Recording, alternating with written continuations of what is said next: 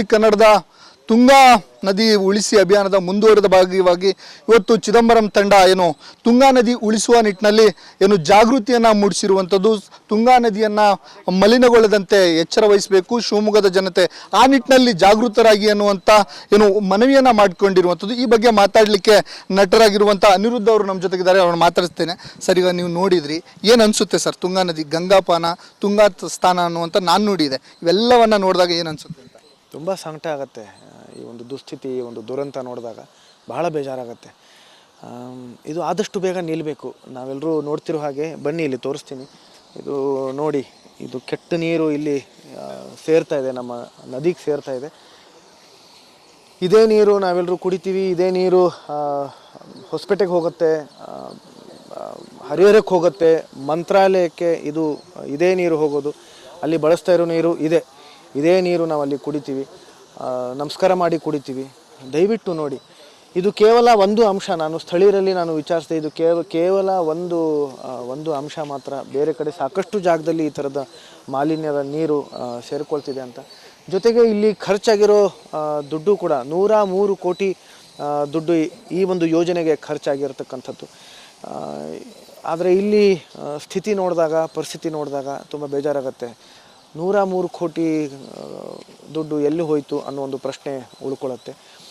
ಸ್ಥಳೀಯರಲ್ಲಿ ನಾನು ಕೇಳಿದಾಗ ಅವರು ಹೇಳೋ ಪ್ರಕಾರ ಎಲ್ಲ ಕಡೆ ಮೆಟ್ಲು ಹಾಕಿದ್ದಾರೆ. ವಾರಣಾಸಿಯಲ್ಲಿ ನಾವು ನೋಡ್ತೀವಿ, ಎಲ್ಲ ಕಡೆ ಮೆಟ್ಲು ಹಾಕಿದ್ದಾರೆ. ಅದನ್ನು ಮೆಟ್ಲು ಏನಾದರೂ ಇದ್ದಿದ್ದರೆ ಬಹುಶಃ ಎಲ್ಲರೂ ಬಂದು ಕೂತ್ಕೊಂಡು, ಮೆಟ್ಲ ಮೇಲೆ ಕೂತ್ಕೊಂಡು ನದಿಯನ್ನು ನೋಡಿ ಸಂತೋಷಪಟ್ಟಿರೋರು. ಆದರೆ ಇಲ್ಲಿ ಬಹಳ ಕಮ್ಮಿ ಮೆಟ್ಲುಗಳಿದ್ದಾವೆ, ಕಮ್ಮಿ ಜಾಗದಲ್ಲಿದೆ. ಜೊತೆಗೆ ಇಷ್ಟು ಉದ್ದ ಒಂದು ಗೋಡೆಯನ್ನು ನಿರ್ಮಾಣ ಮಾಡಿದ್ದಾರೆ, ಅದು ತುಂಬ ಭಯಾನಕವಾಗಿದೆ. ಮೇಲ್ಗಡೆಯಿಂದ ಯಾರಾದರೂ ನಡಿ, ಈಗ ಶುರು ಮಾಡೋಣ. ಕೇಸರಿಯಿಂದ ಮನೋಲ್ಲಾಸ ಮನಸ್ಸು ಮತ್ತೇರಿ ಕುಣಿದಾಡಿದೆ ನೋಡು, ಮನಸ್ಸು ಮತ್ತೇರಿ ಕುಣಿದಾಡಿದೆ ನೋಡು. ಕ್ಷಣ ಕ್ಷಣವೂ ಆಚರಿಸಿ ಕೇಸರಿ ಹಬ್ಬ. ವಿಮಲ್, ಬಾಯಲ್ಲಿ ಹೇಳಿ ಕೇಸರಿ. ಬಿದ್ದರೆ ಅದು ತುಂಬ ಅಪಾಯ.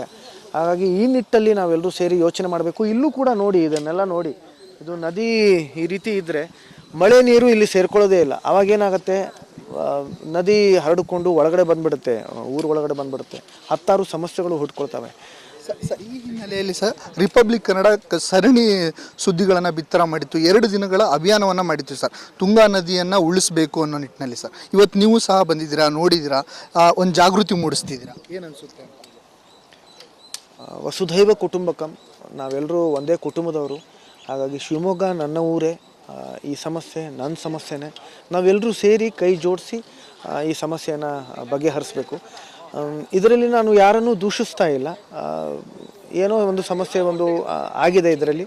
ಆದರೆ ನಾವೆಲ್ಲರೂ ಸೇರಿ, ನಮ್ಮ ಅಧಿಕಾರಿಗಳು, ನಮ್ಮ ಪ್ರತಿನಿಧಿಗಳು, ನಮ್ಮ ಸ್ಥಳೀಯರು, ನಾವೆಲ್ಲರೂ ಸೇರಿ ಕೈ ಜೋಡಿಸಿ ಈ ನಿಟ್ಟಲ್ಲಿ ನಾವು ಚಿಂತನೆ ನೋಡಿ. ಇಲ್ಲ, ನಿಜ ಹೇಳ್ಬೇಕು ಅಂತಂದರೆ ಇಲ್ಲಿ ನಿಂತ್ಕೊಂಡು ಮಾತಾಡೋಕ್ಕೂ ಆಗ್ತಿಲ್ಲ, ಅಷ್ಟು ಕೆಟ್ಟ ವಾಸನೆ ಇದೆ.